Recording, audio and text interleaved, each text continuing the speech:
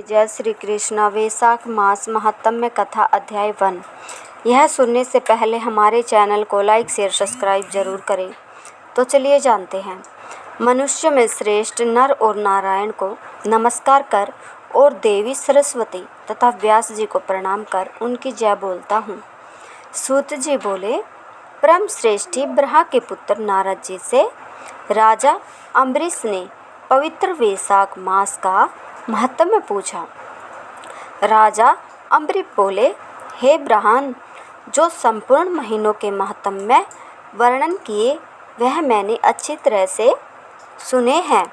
सभी महीनों में वैशाख मास श्रेष्ठ है, अतः वैशाख का महत्व विस्तार से कहिए। मुझे सुनने की इच्छा है। यह मास विष्णु भगवान को प्यारा क्यों है और इसमें कौन कौन से धर्म कार्य उन्हें क्यों प्रिय है? क्या दान करना चाहिए, उसका क्या फल होता है? ये सब कार्य किस देवता को प्रसन्न करने के लिए करने चाहिए? इस मास में करने योग्य काम क्या है? कौन से कार्य विष्णु भगवान को प्रिय है? इसमें क्या दान किस लिए किया जाता है? उसका फल और उद्देश्य क्या है? इस मास में किन वस्तुओं से पूजन करना चाहिए? हे नारद, यह सब मुझे विस्तार से सुनाइए, मैं श्रद्धा से सुनूंगा। नारद जी बोले, हे राजन, सभी महीनों का महात्म्य पिछले विष्णु जी ने लक्ष्मी जी से किया था, जो मुझसे ब्रह्मा जी ने कहा है। सब महीनों में कार्तिक, माघ और वैशाख मास श्रेष्ठ है। इन तीनों में भी वैशाख मास सबसे श्रेष्ठ माना गया है। यह महीना माता के समान सब जीवों को अभीष्ट फल देने वाला है। इस महीने में दान, यज्ञ और तप करने से सब पापों का नाश हो जाता है। यह महीना धर्म, कर्म, यज्ञ और तप का सार है। इसका देवताओं भी प्रशंसा करते हैं। यह मास विद्याओं में वेद विद्या के समान, मंत्रों में प्रणव, वृक्षों में कल्प वृक्ष, गौओं में कामधेनु, नागों में शेष, पक्षियों में गरुड़ के समान, देवों में विष्णु, वर्णों में ब्राह्मण, प्रिय वस्तुओं में प्राण और मित्रों में भार्य के समान है। नदियों में गंगा के समान, तेजस्वियों में सूर्य, शास्त्रों में चक्कर, धातुओं में सवर्ण, वैष्णवों में शिवजी के समान है। रत्नों में कौस्तुभ मणि तुल्य, धर्म के लिए सब में उत्तम मास है। इस मास के समान विष्णु भक्त उत्पन्न करने वाला और कोई महीना नहीं है। मेष की संक्रांति वैशाख मास में सूर्योदय से पहले जो मनुष्य स्नान करता है, उससे विष्णु भगवान लक्ष्मी जी सहित अत्यंत प्रसन्न होते हैं। जैसे अन्न से सब प्राणी प्रसन्न होते हैं, वैसे ही वैशाख स्नान से निसंदेह विष्णु भगवान प्रसन्न होते हैं। वैशाख स्नान करने वाले मनुष्य और जो उनका अनुमोदन करता है, वह भी सब पापों से छूटकर विष्णु लोक को जाता है। मेष राशि के सूर्य में वैशाख मास में प्रातःकाल एक बार भी स्नान कर जो मनुष्य है आहुति करता है, वह महापापों से छूटकर विष्णु लोक पाता है। वैशाख मास में स्नान करने के लिए जो मनुष्य एक पग भी चलता है, उसे 10,000 अश्वमेध यज्ञ करने का फल मिलता है। इसमें संदेह नहीं है। या एकाग्रचित हो जो ऐसा संकल्प भी करता है, उसे भी निसंदेह 100 यज्ञों का पुण्य मिलता है। वैशाख स्नान के लिए मनुष्य धनुष बराबर भी जो मनुष्य चलता है, वह संसार के बंधनों से छूट वैकुंठ धाम को जाता है। ब्रह्मांड भर में तीनों लोकों में जितने तीर्थ हैं, हे राजेंद्र, वे सब नगर बाहर के थोड़े से जल में ही रहते हैं। अर्थात वैशाख मास में स्नान करने के लिए किसी तीर्थ में ना जा सके तो नगर के बाहर किसी जलाशय में स्नान करना चाहिए।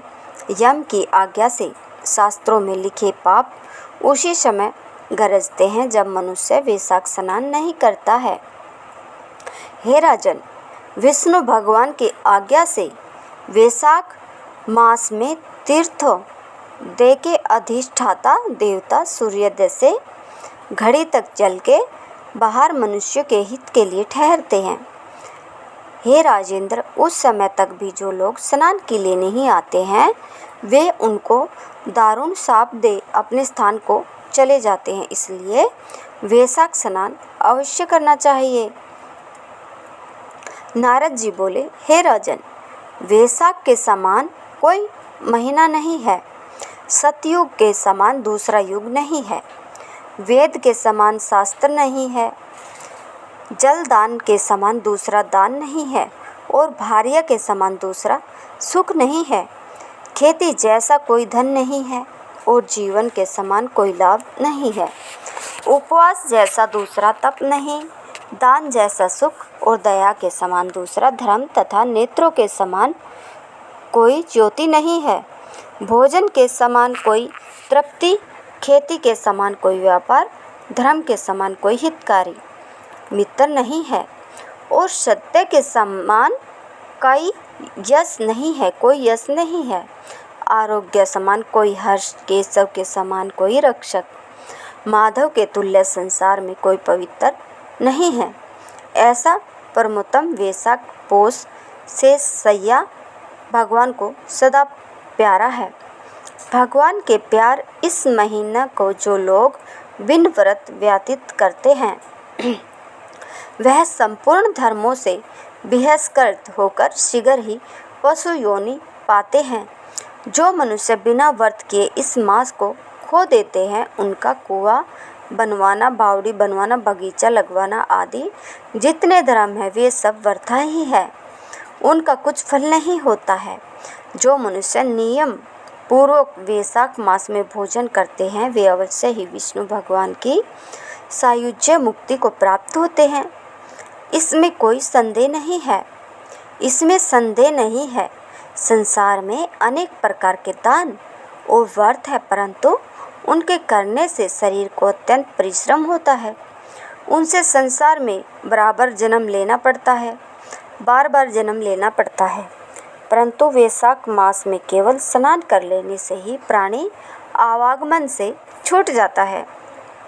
सब दान करने से जो पुण्य होता है, संपूर्ण तीर्थों में स्नान करने से जो फल मिलता है, वह सब वैशाख में केवल दान करने से ही मिल जाता है। जिसमें जल दान करने की सामर्थ्य न हो वे ऐश्वर्य की इच्छा करने वाले दूसरों से कहकर जलदान करावे, यह कर्म भी सब दानों से अधिक है। तराजू के पलड़े में सब प्रकार के दान और दूसरे जलदान रखकर तोले तो जलदान ही भारी निकलेगा। जो यात्रियों के लिए प्याऊ लगाकर जलदान करता है वह अपने करोड़ों कुल का उद्धार कर विष्णु लोक को जाता है। हे राजन, प्याऊ लगाने से देवता, पितर और ऋषि सब निसंदेह अत्यंत प्रसन्न होते हैं। जो प्याऊ लगाते हुए यात्रियों को संतुष्ट करता है उसे ब्रह्मा, विष्णु और शिव सब देवता प्रसन्न होते हैं। जो जल की इच्छा हो तो जलदान करे, छाया की इच्छा हो तो छतरी दे। और हे राजन, जो विजन की इच्छा हो तो वैशाख में पंखा दान करे। जितने दान बताए हैं उनमें जलदान, छत्रदान और पंखा दान सब में उत्तम है। इन्हीं का दान वैशाख मास में अवश्य करना चाहिए। जो वैशाख के महीने में कुटुंबी ब्राह्मण को जल से भरा घड़ा नहीं देता वह चातक की योनि पाता है, और जो तरसा से व्याकुल महात्मा को शीतल जलपान कराते हैं उसे ही राजेंद्र शो राजसूय यज्ञ करने का फल प्राप्त होता है। जो धूप, परिश्रम और पसीना से व्याकुल ब्राह्मण को पंखा से हवा करता है वह सब पापों से रहित होकर गरुड़ के समान हो जाता है। जो मनुष्य वैशाख में ब्राह्मणों को पंखा नहीं देता वह अनेक प्रकार के वात रोगों से पीड़ित हो नरक भोगता है। जो थके हुए ब्राह्मण को वस्त्र से हवा करता है वह सब पापों से छूट विष्णु भगवान की सायुज्य मुक्ति पाता है। जो शुद्ध मन से ताड़ का पंखा दान करते हैं वे सब पापों से छूटकर विष्णु लोक को जाते हैं। तुरंत श्रम दूर करने वाले पंखे का दान नहीं करने वाले अनेक प्रकार की नरक यातनाएं भोगकर संसार में पापी होते हैं। हे राजेंद्र, आध्यात्मिक दुख की शांति के निमित्त वैशाख मास में क्षत्रिय दान करना उचित है। जो मनुष्य विष्णु भगवान के प्यारे इस वैशाख मास में क्षत्रिय दान नहीं करते, उनको कहीं छाया नहीं मिलती और वे महाक्रूर पिशाच बन पृथ्वी पर घूमते हैं। वैशाख में जो खड़ाऊ दान करते हैं वे यमदूतों का तिरस्कार कर विष्णु लोक को जाते हैं। जो वैशाख मास में जूता दान करते हैं उन्हें नरक की यातना नहीं भोगनी पड़ती, न उसे संसार के दुख सताते हैं। ब्राह्मण के यातना करने पर खड़ाऊ दान करने वाला पृथ्वी पर करोड़ जन्म तक राजा होता है। जो मार्ग में श्रम को दूर करने के लिए स्थान बनवाता है, उनका फल वर्णन करने में ब्रह्मा भी असमर्थ है। दोपहर को जो कोई अतिथि या ब्राह्मण मिले, उसको भोजन करने का फल ब्रह्मा जी भी वर्णन नहीं कर सकते। हे राजन, अन्नदान मनुष्य को तत्काल तृप्ति करने वाला है। संसार में अन्नदान के समान कोई दान नहीं है। जो मनुष्य मार्ग से थके हुए ब्राह्मण को आश्रय देता है, उसके पुण्य फल के कहने की ब्रह्मा में सामर्थ्य नहीं है। भूखे मनुष्य को स्त्री पुत्र घर वस्त्र अलंकार आभूषण कुछ भी अच्छे नहीं लगते। पेट भरने पर ही सब अच्छे लगते हैं। इसलिए अन्नदान के समान न कुछ हुआ न आगे होगा। जो वैशाख में थके हुए ब्राह्मण को अन्न का दान नहीं देता, वह पिशाच बनकर पृथ्वी पर अपना ही मांस खाता फिरता है। इसलिए ब्राह्मण को यथाशक्ति अन्न देना उचित है। हे राजन, अन्नदाता माता पिता को भी भुला देता है। दानी ही को अपना सर्वस्व समझने लगता है। इससे त्रिलोकी में सब अन्न की ही प्रशंसा करते हैं। माता पिता तो केवल जन्म देते हैं, परंतु पंडित लोग संसार में अन्न के दानी को ही पिता कहते हैं। हे राजन, अन्नदाता में सब धर्म निवास करते हैं। नारद जी बोले, जो मनुष्य श्रेष्ठ ब्राह्मण को पलंग दान करता है, ब्राह्मण की उस पर सुख से सुलाकर ठंडी ठंडी हवा को जाए तो संपूर्ण धर्मों के साधन से उसका शरीर निरोग रहता है। इस दान से सब ताप शांत और दूर हो जाते हैं। वह मनुष्य योगियों से भी दुर्लभ पद पाता है। जो मनुष्य वैशाख में धूप से थके हुए ब्राह्मण को सुंदर समनाशक पलंग दान करता है, वह मनुष्य ही राजन संसार के जन्म मरण और वृद्धावस्था के कष्ट नहीं भोगता। उस पलंग पर ब्राह्मण के शयन करने से जीवन भर के आने जाने किए हुए पाप नष्ट हो जाते हैं। हे राजेंद्र, उसके पाप ऐसे नष्ट हो जाते हैं जैसे अग्नि के स्पर्श से कपूर नष्ट हो जाता है और वह मनुष्य निश्चय ही ब्रह्म पद को चला जाता है। जो मनुष्य वैशाख मास में सैया दान करता है, वह मनुष्य इसी जन्म में संपूर्ण भोग्य पदार्थों को भोगता है। उसके कुल में बहुत से मनुष्य होते हैं, कोई रोग उसको नहीं होता है। उसे बड़ी आयु, धैर्य, निरोगता और यश मिलता है। उस धर्मात्मा के कुल में 100 पीढ़ी तक कोई अधर्मी नहीं होता। इस मास में दान आदि करने का अपार फल होता है। वैशाख के धर्मों को इस तरह करने वाला धर्मात्मा पुरुष सब भोगों को भोगकर अपना शरीर त्यागता है। जो वेद पाठी ब्राह्मणों को तकिया दान देता है, उसके सभी पाप नष्ट हो जाते हैं। जो अंत में ब्रह्म पद प्राप्त होता है, बिना इसके दिए मनुष्य सुखपूर्वक नहीं सो पाता और इसके दान करने से सबका आश्रय बनकर पृथ्वी का राज्य भोगता है। हे राजन, वह मनुष्य 7 जन्म तक सदा सुखी, भोगी, धर्मपरायण और विजयी होता है, फिर अपने 7 कुल समेत मुक्त हो जाता है। जो मनुष्य चटाई अथवा और किसी प्रकार का आसन देता है, जिस पर पत्रस्यायी विष्णु भगवान स्वयं विराजते हैं, जैसे जल में पड़ी हुई ऊन नहीं भीजती, वैसे ही संसारी जीव संसार के बंधन को नहीं प्राप्त होता है। चटाई को देने वाला पुरुष आसन और शैया पर आरूढ़ हो सब तरह सुखी रहता है। शयन करने के लिए चटाई और कंबल दान देता है वह मुक्त हो जाता है, इसमें संदेह नहीं है। निद्रा से दुख दूर हो जाता है और निद्रा से परिश्रम दूर हो जाता है। वही निद्रा चटाई पर सुखपूर्वक आती है। हे राजन, जो वैशाख में कंबल का दान करता है वह अकाल मृत्यु और काल मृत्यु से छूटकर 100 वर्ष तक जीवित रहता है। जो प्राणी धूप से व्याकुल ब्राह्मण को पतला वस्त्र देता है उसकी पूर्ण आयु होती है और परलोक में उसको परम गति मिलती है। कपूर अंत संताप को दूर करते हैं, इससे कपूर का दान ब्राह्मण को देते हैं तो मोक्ष मिलती है और दुख का नाश होता है। जो ब्राह्मण को फूल और कुमकुम दान करे तो सार्वभौम राजा हो, सब प्राणी उसको आज्ञा में रहे और पुत्र तथा पौत्रों युक्त होकर सब भोगों को भोग मोक्ष पाता है। त्वचा और हड्डी के संताप को चंदन तत्काल दूर कर देता है। अतः जो चंदन दान करता है वह तीनों ताप से दूर हो मोक्ष को प्राप्त होता है। जो जल में भीगी हुई खस, चंपा या कुशा दान करता है, हे राजन, वह प्राणी सब प्रकार के सुख भोगता है। सब देवता उसकी सहायता करते हैं, उसके सब पाप और दुख दूर हो जाते हैं और अंत में मोक्ष पाता है। जो वैशाख में गोरेचन और कस्तूरी दान करता है वह तीनों ताप से छुटकर मोक्ष पद पाता है। जो मेष की संक्रांति में तांबुल और कपूर दान करता है वह पृथ्वी में सारे सुख भोगकर निर्वाण पद प्राप्त करता है। जो मनुष्य सेवती और जोही दान करता है वह सार्वभौम राजा होकर अंत में मोक्ष पद पाता है। जो वैशाख में केतकी और मलिका दान करता है वह माधव भगवान की आज्ञा से मोक्ष पद पाता है।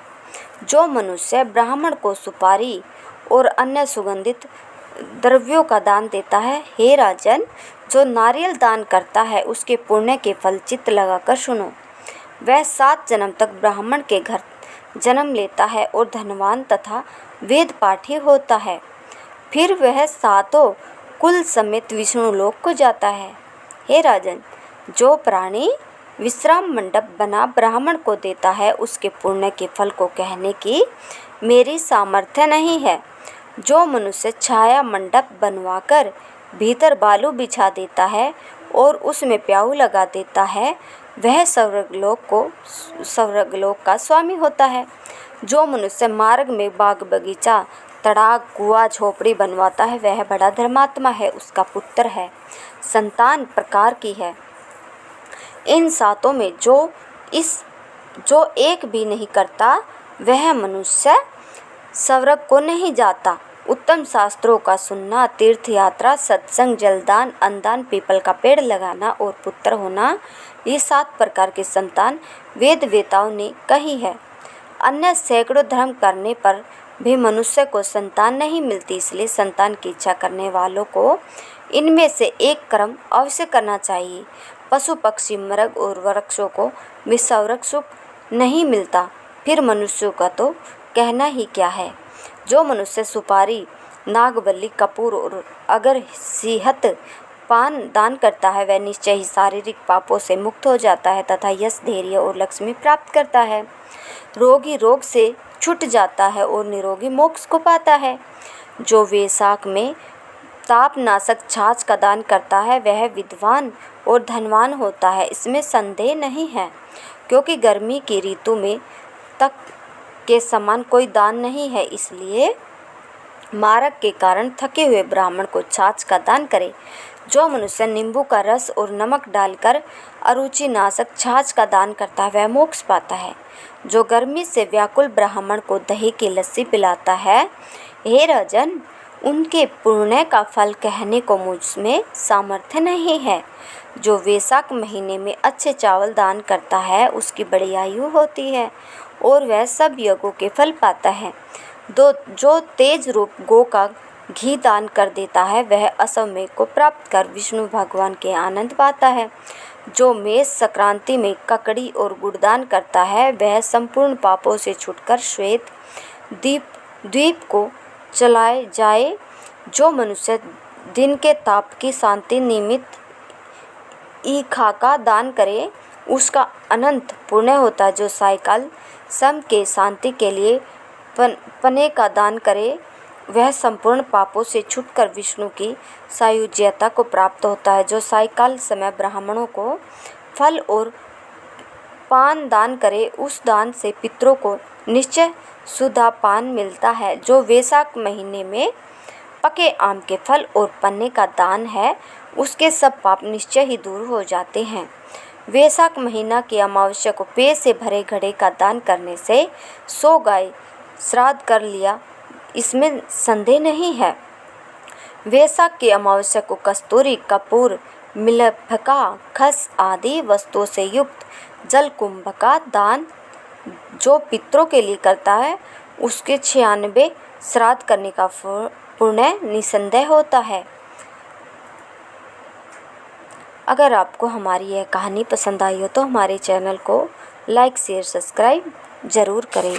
धन्यवाद।